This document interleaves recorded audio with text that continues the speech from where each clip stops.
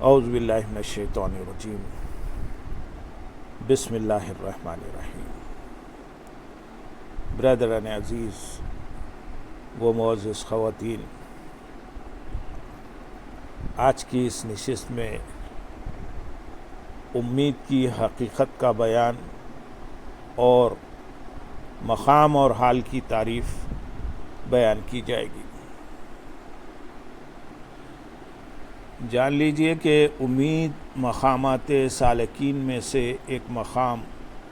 اور احوال طالبین میں سے ایک حال ہے۔ جب وصف باقی اور قائم رہے اسے مقام کہا جاتا ہے، اور جب وہ عارضی اور جلد زائل ہونے والا ہو تو اسے حال کہتے ہیں۔ جس طرح زردی کی 3 قسمیں ہوتی ہیں، ایک جو باقی رہتی ہے جیسے سونے کی زردی، سونا یعنی گولڈ کی زردی۔ نمبر 2 جو جلد زائل ہو جاتی ہے جیسے خوف کی وجہ سے چہرے کا زرد ہو جانا، اور نمبر 3 وہ جو ان دونوں کے درمیان ہوتی ہے جیسے مریض کے جسم کا زرد ہو جانا، کہ مریض کی زردی کبھی باقی رہ جاتی ہے اور کبھی زائل ہو جاتی ہے۔ اسی طرح دل کی صفات میں بھی یہی تقسیم ہوتی ہے۔ جو صفت باقی نہ رہتی ہو اسے حال کہتے ہیں، کیونکہ حال جلد ہی تبدیل ہو جاتا ہے،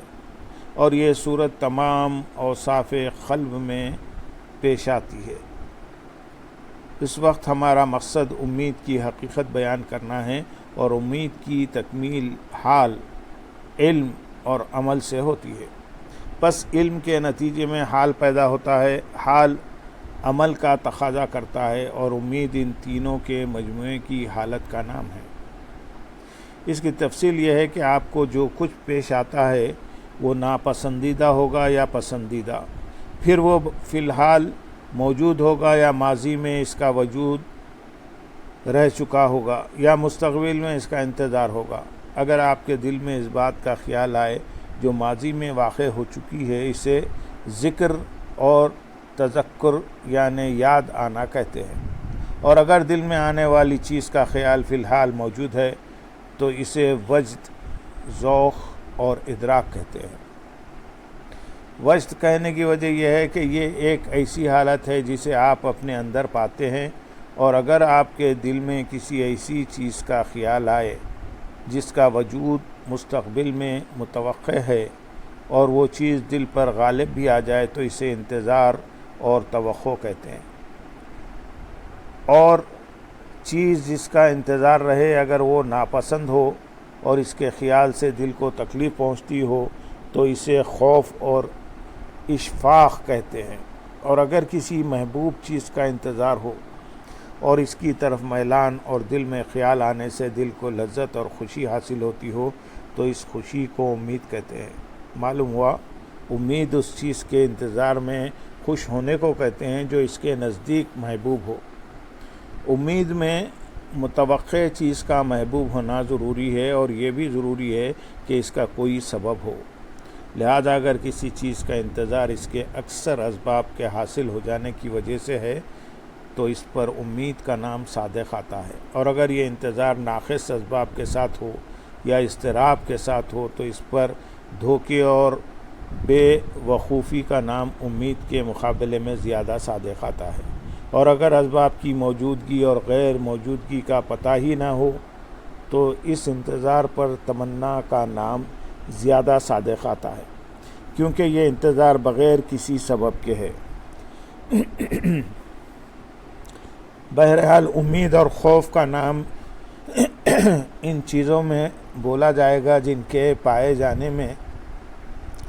تردد ہو اور ان کا وجود یقینی ہو۔ ان پر نہیں بولا جائے گا، کیونکہ سورج کے طلوع کے وقت یہ نہیں کہا جاتا کہ مجھے سورج کے طلوع ہونے کی امید ہے، اور غروب کے وقت یہ نہیں کہا جاتا کہ مجھے غروب آفتاب کا خوف ہے، کیونکہ یہ دونوں باتیں یقینی ہیں۔ البتہ یہ کہا جا سکتا ہے کہ مجھے بارش کے برسنے کی امید ہے اور اس کے رک جانے کا خوف ہے۔ ارباب بصیرت جانتے ہیں کہ دنیا آخرت کی کھیتی ہے اور دل زمین کی طرح ہے، ایمان اس میں بیج کی حیثیت رکھتا ہے، اور عبادت کی مثال زمین میں ہل چلانے، اس کی صفائی کرنے، نہریں کھودنے اور ان کی طرف پانی لے جانے کی طرح ہے۔ جو دل دنیا پر فریفتہ اور اس میں مستغرق ہے، اس نمکین زمین کی طرح ہے جس میں بیج کی نشوونما نہیں ہوتی، اور قیامت کا دن کھیتی کاٹنے کا دن ہے، اور ہر شخص وہی کاٹے گا جو اس نے بویا ہوگا، اور کھیتی کا بڑھنا ایمان کے بیج ہی کے ذریعے ممکن ہے، اور ایمان قلب میں خباثت اور بری عادات کی موجودگی میں کم ہی نفع پہنچاتا ہے، جس طرح کھاری زمین میں بیج پھلتا پھولتا نہیں ہے۔ بندے کے مغفرت کی امید کو کھیتی والے کی امید پر قیاس کرنا چاہیے، تو جو شخص بھی اچھی زمین حاصل کرتا ہے، اس میں سڑا ہوا اور کیڑا لگا ہوا بیج نہیں بوتا، بلکہ عمدہ بیج بوتا ہے اور بیج کی تمام ضروریات کو پورا کرتا ہے، یقینی یعنی اسے اس کے اوقات میں پانی دیتا ہے، پھر زمین سے کاٹنے، خودرو گھاس اور ان تمام کانٹوں کو دور کرتا ہے جو بیج کی بڑھوتری یا بڑھوتری کے بعد اس کے خراب ہونے کی راہ میں حائل ہو۔ پھر اللہ تعالیٰ کے فضل کا منتظر ہو کر بیٹھ جاتا ہے کہ وہ کھیتی تیار ہونے تک زمین کو بجلی کی گرج اور اسے خراب کرنے والی آفات سے بچائے گا، تو اس کا یہ انتظار امید کہلاتا ہے۔ اگر کوئی ایسی زمین میں بیج بوئے جو سخت یا نمکین ہو، یا ایسی بلندی پر واقع ہو جس میں پانی نہ پہنچ سکے، نیز وہ اس کی بالکل دیکھ بھال بھی نہ کرے اور کھیتی کاٹنے کا انتظار کرے، تو ایسا انتظار بے وقوفی اور دھوکہ کہلائے گا۔ امید نہیں۔ اگر کسی نے عمدہ زمین میں بیج بویا مگر اسے پانی نہ دیا اور بارش کے پانی کا انتظار کرنے لگا، جبکہ یہ وقت ہو جس میں غالب طور پر بارش نہ برستی ہو، البتہ برسنا ممکن ہو، تو اس انتظار کو تمنا کہتے ہیں، نہ کہ امید۔ معلوم ہوا کہ امید کا لفظ ایسی محبوب چیز کے انتظار پر صادق آتا ہے جس کے تمام اسباب مہیا ہوں اور وہ بندے کے اختیار میں ہوں، صرف وہ اسباب باقی رہ گئے ہوں جو بندے کے اختیار میں نہ ہوں، تو اب اللہ تعالیٰ کا فضل ہی ہے کہ وہ اس کھیتی سے تمام نقصانات اور مفسدات کو دور کر دے۔ جب بندہ ایمان کا بیج بوتا ہے اور اس کو عبادت کے پانی سے سیراب کرتا ہے اور دل کو بری عادات کے کانٹوں سے پاک کرتا ہے، تو پھر اللہ تعالیٰ کے فضل یعنی ان چیزوں پر مرتے دم تک قائم رہنے اور مغفرت کا سبب بننے والے حسن خاتمہ کا منتظر رہتا ہے، تو اس کا یہ انتظار حقیقی امید ہے جو فی نفس قابل تعریف ہے، اور اسباب ایمان کے مطابق موت تک مغفرت کے اسباب کی تکمیل میں مشغولیت اور ہمیشگی کا باعث ہے۔ اگر ایمان کے بیج کا حق عبادت کے پانی سے دیکھ بھال کر کے پورا نہ کیا، یا دل کو برے اخلاق میں ملوث رہنے یا اور دنیاوی لذت کے طلب میں منہمک رہا، پھر مغفرت کا منتظر بھی رہا، تو اس کا یہ انتظار حماقت اور دھوکہ ہے۔ رسول اکرم صلی اللہ علیہ وسلم کا ارشاد ہے، احمق وہ ہے جو اپنی نفسانی خواہش کی پیروی کرے، پھر اللہ تعالیٰ سے جنت کی تمنا رکھے۔ اللہ تعالیٰ ارشاد فرماتے ہیں سورہ مریم آیت نمبر 59 میں، تو ان کے بعد ان کی جگہ وہ ناخلف آئے جنہوں نے نمازیں گوائی اور اپنی خواہشوں کے پیچھے ہوئے، تو ان قریب وہ دوزخ میں غی کا جنگل پائیں گے۔ اور ارشاد فرماتے ہیں سورۃ الاعراف آیت نمبر 169 میں، پھر ان کی جگہ ان کے بعد وہ ناخلف آئے کہ کتاب کے وارث ہوئے، اس دنیا کا مال لیتے ہیں اور کہتے ہیں اب ہماری بخشش ہوگی۔ اللہ تعالیٰ نے قرآن پاک میں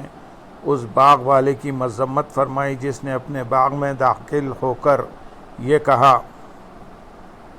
سورۃ الکہف آیت نمبر 35 اور 36۔ مجھے گمان نہیں کہ یہ کبھی فنا ہو، اور میں گمان نہیں کرتا کہ قیامت قائم ہو، اور اگر میں اپنے رب کی طرف پھر گیا بھی تو ضرور اس باغ سے بہتر پلٹنے کی جگہ پاؤں گا۔ بہرحال وہ بندہ جو نیکیوں میں کوشش کرتا ہے اور گناہوں سے باز رہتا ہے، وہ اس بات کا مستحق ہے کہ اللہ تعالیٰ کے فضل یعنی نعمت کے پورا ہونے کا منتظر رہے، اور نعمت صرف جنت میں داخلے کی صورت میں پوری ہوگی، اور وہ گناہ گار جو توبہ کر لیتا ہے اور اپنی تمام کوتاہیوں کی تلافی کر لیتا ہے تو وہ اس بات کا حقدار ہے کہ قبولیت توبہ کی امید رکھے۔ اگر توبہ سے پہلے کوئی شخص گناہ کو ناپسند کرتا ہے اور گناہ اسے ناگوار گزرتے ہوں اور نیکیوں سے خوشی محسوس ہوتی ہو، نیز وہ نفس کی مذمت اور اسے ملامت کرتا ہے اور توبہ کی خواہش اور اس کا شوق رکھتا ہے، تو وہ اس بات کے لائق ہے کہ اللہ تعالیٰ سے توبہ کی توفیق کی امید رکھے، کیونکہ اس کا گناہ کو ناپسند کرنا اور توبہ پر حریص ہونا اس سبب کے قائم مقام ہے جو توبہ تک لے جاتا ہے، اور امید اسباب کے مکمل طور پر مہیا ہونے کے بعد ہوتی ہے۔ اسی وجہ سے اللہ تعالیٰ نے ارشاد فرمایا سورۃ البقرہ آیت نمبر 218، وہ جو ایمان لائے اور وہ جنہوں نے اللہ کے لیے اپنے گھر بار چھوڑے اور اللہ کی راہ میں لڑے، وہ رحمت الہی کے امیدوار ہیں۔ مطلب یہ ہے کہ یہ لوگ رحمت الہی کی امید رکھنے کے مستحق ہیں۔ اس سے یہ مراد نہیں کہ امید صرف انہی لوگوں کے ساتھ مخصوص ہے، کیونکہ بعض اوقات ان کے علاوہ لوگ بھی امید رکھتے ہیں، لیکن امید رکھنے کے حقدار صرف یہی لوگ ہیں۔ رہا وہ شخص جو اللہ تعالیٰ کے ناپسندیدہ کاموں میں منہمک رہتا ہے، نہ اس پر نفس کی مذمت کرتا ہے اور نہ توبہ اور رجوع کا ارادہ رکھتا ہے، تو ایسے شخص کا مغفرت کی امید رکھنا بے وقوفی ہے، اور اس طرح کی امید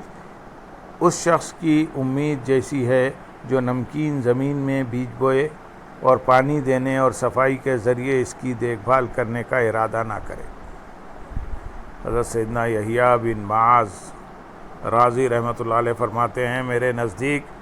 بڑے دھوکوں میں سے یہ بھی ہے کہ آدمی مغفرت کی امید رکھتے ہوئے بغیر کسی ندامت کے گناہوں میں مشغول رہے، اور عبادت کے بغیر اللہ تعالیٰ کے قرب کی امید رکھے، اور جہنم کا بیج بو کر جنت کی کھیتی کا منتظر رہے، اور گناہوں کے ارتکاب کے باوجود اطاعت گزاروں کے گھر کا طالب رہے، نیز بغیر عمل کے ثواب کا انتظار کرے، اور زیادتی کے باوجود اللہ تعالیٰ سے تمنا رکھے۔ پھر آپ نے یہ شعر پڑھے، تم نجات کی امید تو رکھتے ہو مگر اس کے راستوں پر نہیں چلتے، یقیناً کشتی خشکی پر نہیں چلا کرتی۔ جب آپ نے امید کی حقیقت اور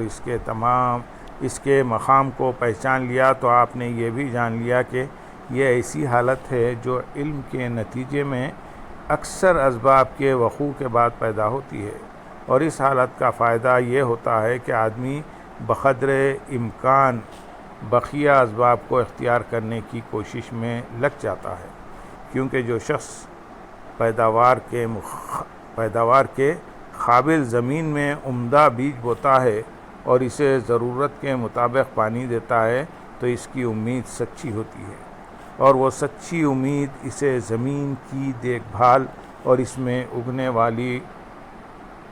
خود رو گھاس کو دور کرنے پر ابھارتی رہتی ہے، لہذا وہ کاٹنے کے وقت تک اس کی دیکھ بھال کرنے سے بالکل بھی غفلت نہیں برتتا، کیونکہ امید مایوسی کی ضد ہے اور مایوسی دیکھ بھال کرنے سے روکتی ہے۔ جو شخص اس بات کو جانتا ہے کہ زمین نمکین ہے اور پانی بھی کم ہے، بیج بھی کھیتی اگانے کی صلاحیت نہیں رکھتے، تو وہ لازمی طور پر زمین کی نگرانی چھوڑ دیتا ہے، اور اس کی دیکھ بھال بھی خود کو تھکاتا نہیں ہے، اس کی دیکھ بھال میں خود کو تھکاتا نہیں ہے۔ امید اس لیے محمود ہے کہ وہ عمل پر اکساتی ہے، اور مایوسی جو کہ امید کی ضد ہے اس لیے مذموم ہے کہ وہ عمل سے روک دیتی ہے، اور خوف امید کی ضد نہیں بلکہ اس کا رفیق ہے، جیسا کہ عنقریب اس کی وضاحت آئے گی۔ بلکہ جس طرح امید رغبت کی راہ سے عمل پر ابھارتی ہے، اسی طرح خوف بھی ڈر دلا کر عمل کا محرک بنتا ہے۔ جسے امید کی حالت میسر ہوتی ہے وہ اعمال کے ساتھ طویل مجاہدہ کر لیتا ہے اور اسے عبادات پر پابندی نصیب ہو جاتی ہے، اگرچہ احوال میں تبدیلی ہوتی رہے۔ اس کی ایک علامت یہ ہے کہ بندہ ہمیشہ اللہ تعالیٰ کی طرف متوجہ رہنے کے سبب لذت پاتا ہے، اور اس کے ساتھ مناجات کے ذریعے لطف اندوز ہوتا ہے، اور دعا کے وقت اس کے سامنے عجز کے اظہار میں اسے خوشی حاصل ہوتی ہے۔ یہ وہ احوال ہیں جو ہر اس شخص پر لازمی طور پر ظاہر ہوتے ہیں جو کسی بادشاہ یا کسی شخص سے امید رکھتا ہے۔